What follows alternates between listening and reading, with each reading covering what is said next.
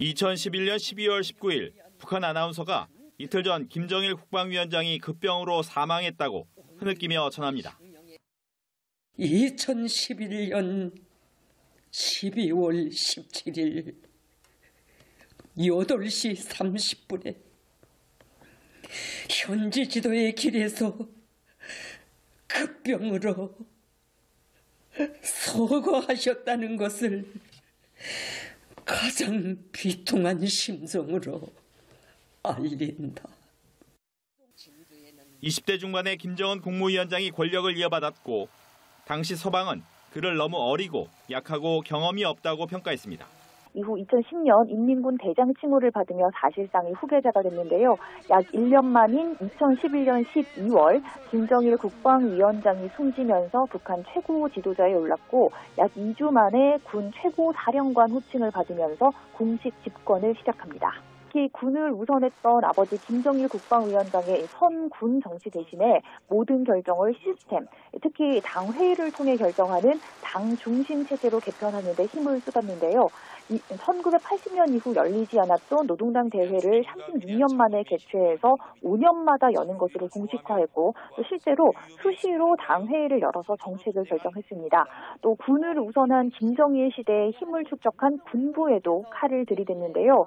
김정일 영결식 때 운구차를 호위한 류영호 총참모장 해임을 시작으로 대대적인 물갈이를 진행했고 특히 고모부 장성택과 이복형, 김정남까지 제거하면서 권력을 완전히 차지했습니다. 여기에 미국 본토를 사정권에 둔 대륙간 탄도미사일 ICBM 시험 발사도 강행하면서 핵미사일 고도화에 열을 올렸습니다. 그리고 6차 핵실험을 진행했던 2017년 말 ICBM인 화성 15형 시험 발사를 성공했다고 주장하면서 핵무력 완성을 선언했습니다.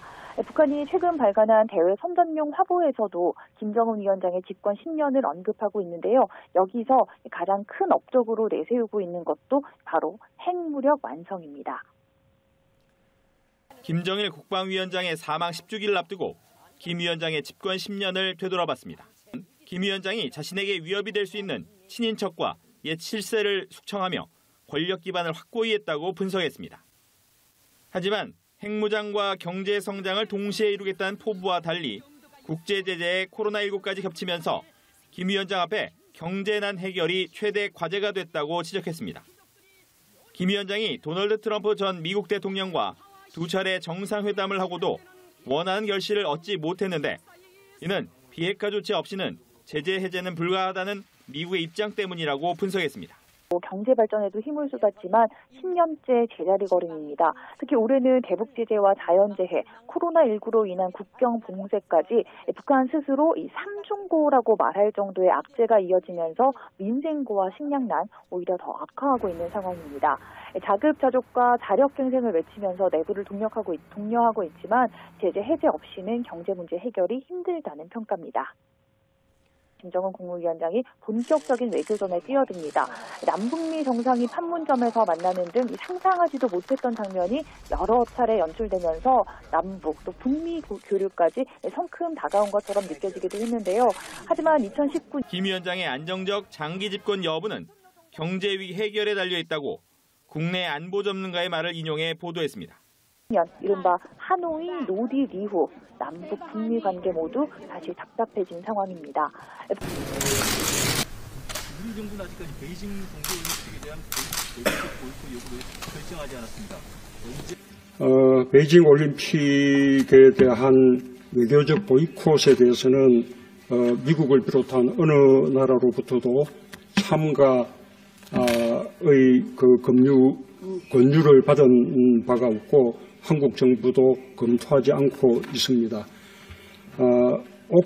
우선 미국과의 동맹을 외교와 안보의 근간으로 삼고 있습니다.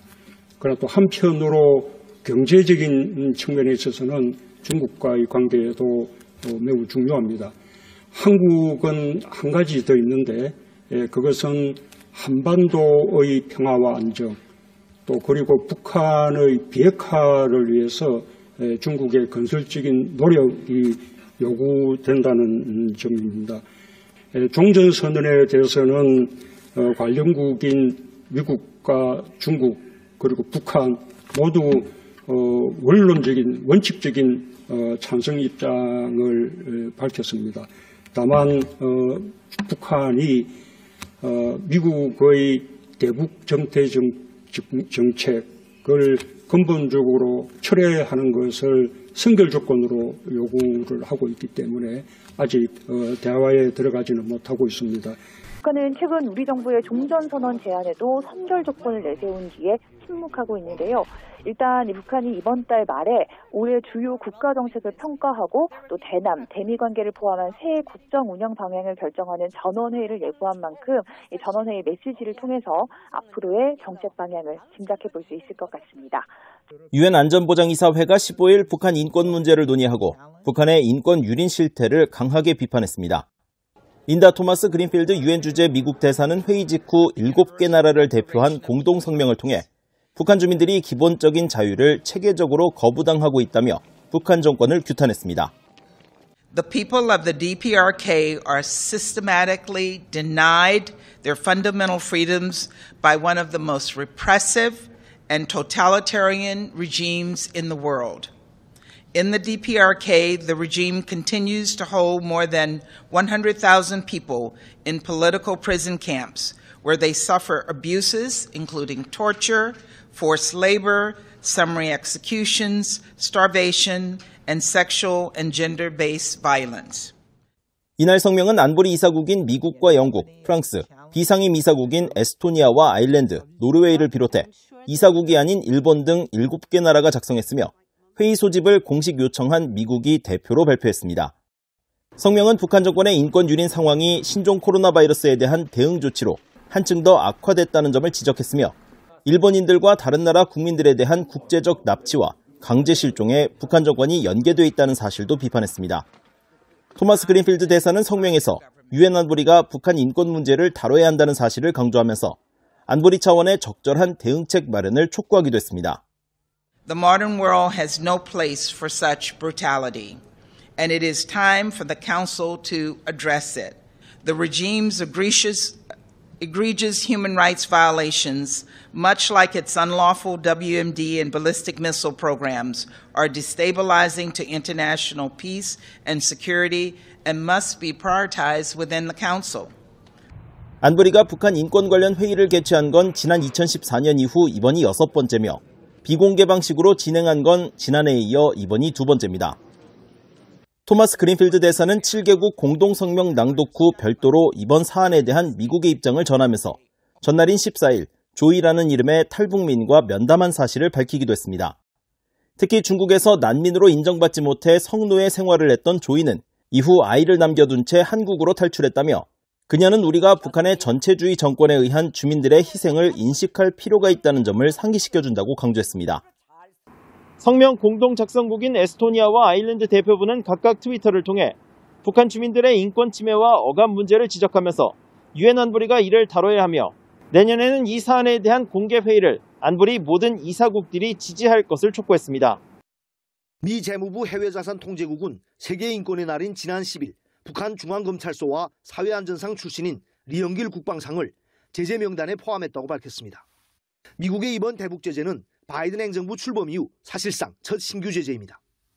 특히 바이든 정부는 첫 대북 제재 이후로 북한 정권의 인권 침해를 명시했습니다. 북한이 가장 아파하고 거부감을 드러내는 인권 문제를 제재 명분으로 삼았다는 점에서 북한이 강하게 반발할 것이란 예상이 우세했습니다. 하지만 일주일 가까이 되도록 북한에서는 아무런 반응도 나오지 않고 있습니다. 당국자의 담화나 공식 매체의 비난 논평은 물론이고 대외 선전 매체에서도 바이든 정부의 첫 대북 제재와 관련한 언급을 전혀 찾아볼 수 없습니다. 이 같은 모습을 두고 대미 대응에 대한 북한의 고심이 그만큼 깊은 게 아니냐는 관측이 나옵니다. 일각에선 북한이 장거리 미사일 발사와 같은 대미 도발에 나설 가능성도 제기되지만 북한이 쓸 수 있는 카드가 별로 없다는 반론도 만만치 않습니다. 미국의 대북 제재에 침묵하는 가운데 북한은 연일 김정일 10주기 추모 분위기를 띄우고 있습니다. 생애 마지막 시기에 우리 스물도 시민들에게 공급할 물고기 문건을 도와주시고 또다시 야순열차에 오르시는 우보희 장군님의 용상이 우려와 흐르는 눈물을 걷잡을 수가 없었습니다. 김정은 위원장은 선친 사망일에 맞춰 김정일 시신이 안치된 금수산 태양궁전을 참배할 전망입니다. 한국 내 북한 인권단체와 탈북민들이 기자회견을 열고 북한 김정은 국무위원장 집권 10년간 북한 인권이 더 악화했다면서 문재인 한국 정부가 북한 문제에 대한 방관을 중단하고 인권 문제 해결에 적극 나서야 한다고 지적했습니다. 사단법인 물망초와 칼기 납치 피해자 가족회 등 한국 내 북한 인권단체 9곳은 16일 서울 종로구 옛 중국 대사관 앞에서 공동 기자회견을 열고 김정은 집권 10년 동안 더 악화한 북한 인권을 규탄했습니다. 박선영 물망초 이사장은 집권 10년 동안 강압 통치로 일관한 김정은 정권은 탈북을 시도하는 주민들을 정치범 수용소에 가두고 잔혹한 인권 침해를 자행했다면서 국제사회가 북한의 핵무기 개발과 인권 문제를 지적하며 대북 제재와 압박을 펼칠 때 한국 문재인 정부는 북한을 이롭게 할 대북 지원과 종전선언 논의만 외치고 있다고 주장했습니다. 탈북민 출신 북한 인권운동가인 이동현 남북 함께 국민연합 사무총장도 김씨 부자의 3대 세습을 겪으면서 북한 주민들의 인권은 최악의 상황에 놓여 있다면서 북한 주민들의 인권 회복을 위해서는 국제사회가 나서는 방법밖에 없으며 북한 지도부가 누리는 자유를 북한 주민 모두가 누릴 수 있게 해야 한다고 강조했습니다. 주한미군의 현재 병력수를 그대로 유지하는 내용이 포함된 미국의 2022 회계연도 국방수권법안이 지난주 하원에 이어 15일 상원을 통과했습니다. 미국 상원은 15일 전체 회의를 열고 총 7,680억 달러의 사상 최대 규모 국방 예산이 포함된 2022 회계연도 국방수권법안을 찬성 89표, 반대 10표로 가결했습니다. 이에 따라 앞서 지난 7일 하원 본회의에서도 통과된 국방수권법안은 상하원에서 모두 처리해 조 바이든 대통령의 최종 서명만 남았습니다. 연방의회를 통과한 새 국방수권법안에는 미한동맹의 강화 방안과 함께 한국에 배치된 주한미군 28,500명을 그대로 유지할 필요성이 명시됐고, 다만 주한미군을 현 수준 미만으로 줄이는 예산을 사용하지 못하도록 한 감축 제한 조항은 최종적으로 삭제됐습니다. 또 지난달 공화당 롭 포트먼 상원 의원이 수정안으로 제출했던 오토 원비어 북한 정보검열 감시 법안은 반영되지 못했으며 사이버 사령부를 통해 북한과 중국, 러시아, 이란 등에 대한 국가별 전략 보고서 마련 내용은 포함됐습니다. 북한 역시 미국의 적대시 정책 철회를 주장, 대화 여지가 이전보다 줄었다는 분석입니다. 북한에서 달러나 위안화 등 주요 외화들의 현재 가치는 신종 코로나 바이러스 감염증 사태 이전에 절반 가까운 수준까지 떨어진 상황인 것으로 알려졌습니다. 일본의 북한 전문 매체인 아시아 프레스 등에 따르면 지난 10일 기준으로 북한에서는 1달러가 북한 돈 4,700원에 거래되면서 신종 코로나 바이러스 사태 이전보다 체감 물가가 2배 이상 뛴 것으로 나타났습니다. 탈북민 출신으로 한국에서 북한 농업 전문가로 활동 중인 조충희 굿파머스 연구소장은 VOA에 국경 봉쇄 뒤 이 같은 현상이 발생했다며 쌀값뿐 아니라 식용유, 설탕 등의 생필품 가격이 폭등했다고 밝혔습니다. 전문가들은 또 최근 들어 추수한 곡물이 시장에 풀리면서 식량 가격이 다소 안정된 듯한 모습을 보이고 있지만 쌀과 밀가루 등에 대한 대체품으로 수요가 커지면서 옥수수 가격이 킬로그램당 2,000원대 후반으로 또다시 오르고 있다고 지적했습니다. 한국 정부사나 국책연구기관인 통일연구원의 조한범 선임연구위원은 북한 당국이 인위적으로 개입해 식량과 환율을 통제하려 하고 있지만 주민들의 생활고는 오히려 날로 악화되고 있는 실정이라고 지적했습니다. 한편 김정은 국무위원장의 지시로 국경지역에서 외부 사회와의 통신이나 돈 거래에 대한 북한 당국의 단속도 심해지면서 북한에 돈을 보내는 송금 부담도 커진 것으로 전해졌습니다.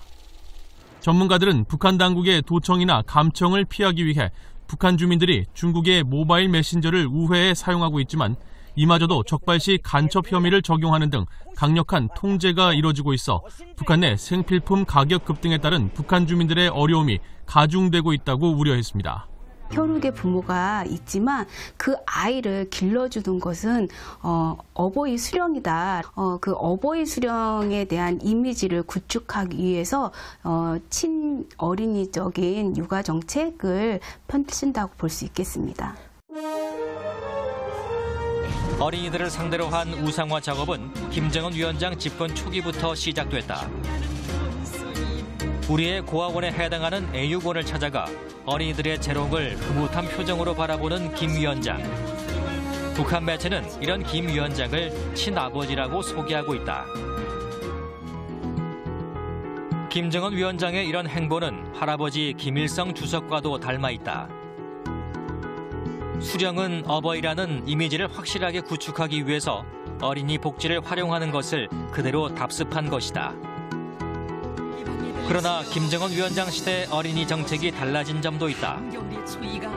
아동복지시설에 대한 가시적 성과를 요구하기 시작한 것이다. 2014년 김정은 위원장은 평양 애육원의 재건축을 약속했다. 평양시의 육아원 애육원을 세상에서 제일 좋은 현대적인 시설로 꾸려주시겠다고 하셨습니다.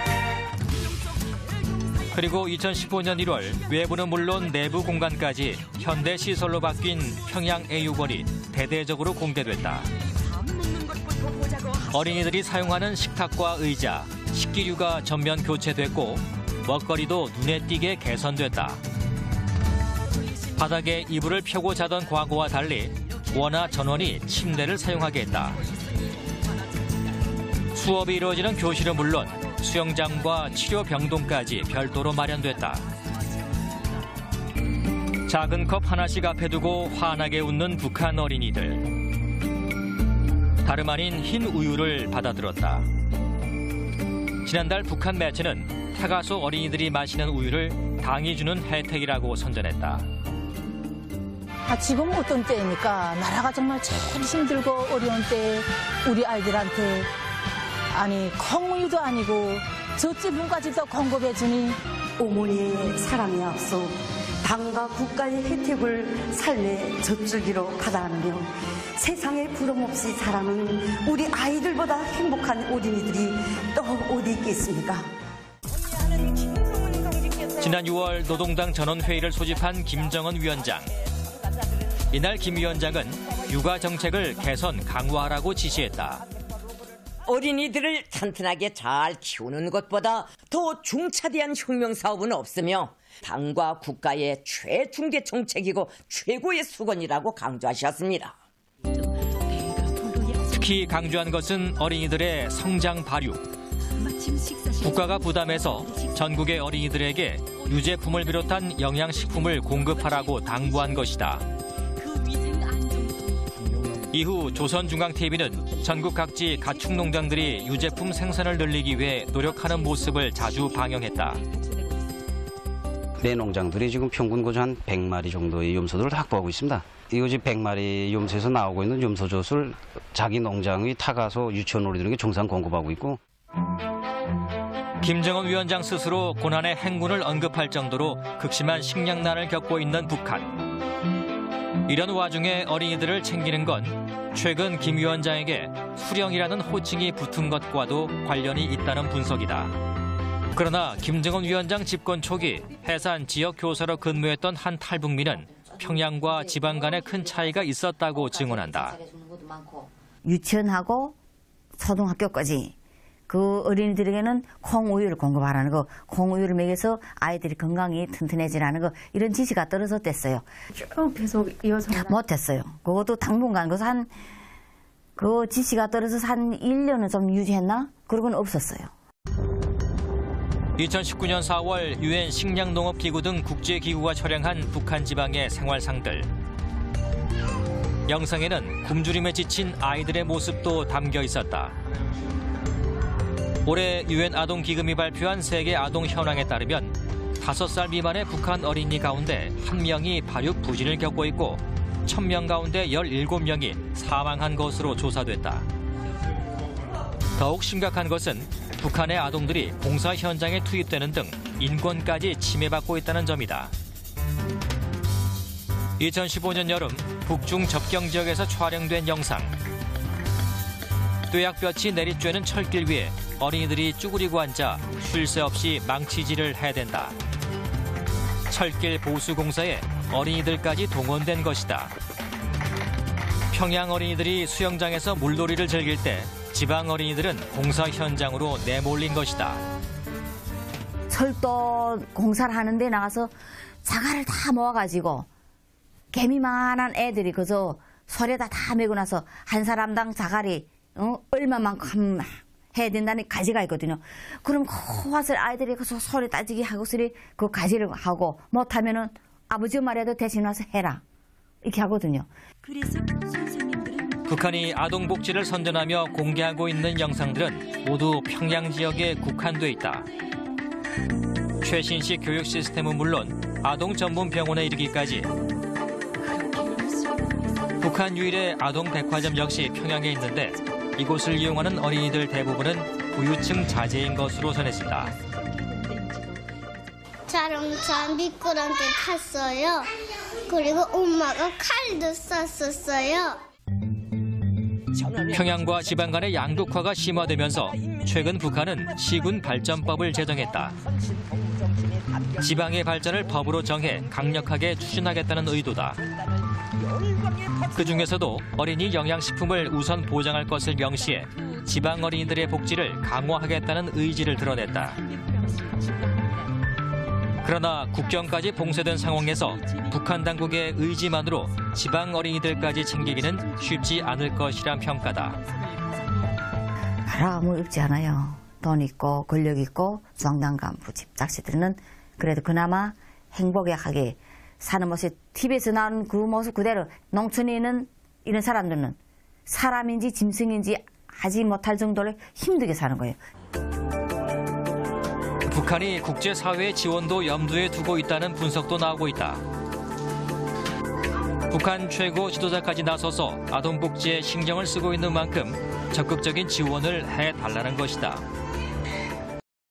신종 코로나 바이러스 감염증 사태 이후 북한 당국의 국경 봉쇄 조치 등의 여파로 북한 가정 내 식량 사정이 급격히 악화했다고 유엔 세계식량계획 WFP가 밝혔습니다. 윤선희 유엔 세계식량계획 WFP 서울 사무소장은 16일 한국 서울대 통일평화연구원이 주최한 포럼에 참석해 북한 주민들의 식사 빈도와 질을 평가한 식량 소비 점수를 측정해 연구한 결과 지난해부터 북한의 식량 사정이 급격히 악화했다면서 이같이 밝혔습니다. 그러면서 북한 내 식량 소비 상황이 열악한 인구 비율이 2019년 11%에서 2021년 70%로 급등했으며 반면 적정 수준의 식량을 소비한 인구 비율은 2019년 29%에서 2021년 1%로 크게 감소했다고 지적했습니다. 윤 소장은 이어 북한 주민들이 섭취하는 음식도 콩과 고기, 생선, 과일 등의 섭취 감소가 두드러지는 등 다양성이 대폭 줄어들었다면서 이런 이유는 북한 당국의 강력한 국경 봉쇄와 이동 제한 조치 때문이라고 지적했습니다. 사실 올해 6월에 유엔에 북한이 보고서를 제출했는데 바로 국제기구에서 어린이 지원 사업을 해줬기 때문에 개선되었다라는 것도 인정하고 있어요. 그 보고서에. 그 얘기는 앞으로도 국제 지원 협력을 계속 바란다라는 거를 간접적으로 표시한 것이라고 볼 수 있겠습니다. 집권 10년. 아동복지 정책을 내세우며 우상화 작업을 해온 김정은 위원장. 어린이들을 위한 나라를 만들겠다고 강조하고 있지만 이미 벌어진 양극화의 간극을 좁히기는 쉽지 않아 보인다. 북한 김정은 정권 10년 동안에도 북한은 체제 유지를 위해 공개 처형을 지속하고 있다는 조사 결과가 나왔습니다. 김정은 체제에서는 국제사회의 감시와 압박을 피해 처형 장소를 옮기는 등의 일부 변화를 보였지만 처형 방식은 여전히 끔찍했습니다. 또 처형은 한국 등 외부 영상 시청과 배포 혐의가 많았는데 그만큼 김정은 정권이 주민들의 의식 변화를 두려워하는 것으로 분석됐습니다. 5개 나라 출신 인권운동가와 연구자들이 설립한 한국의 인권조사단체 전환기 정의 워킹그룹이 15일 김정은 정권 10년 동안 벌어진 처형 형태를 분석조사한 보고서를 발표했습니다.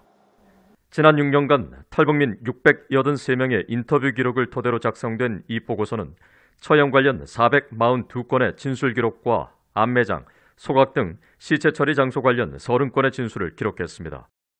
또 처형 장소 진술 27건 중 공개 처형은 23건이고 이 중 총살 21건, 교수형 2건 등의 진술을 확보했다고 밝혔습니다.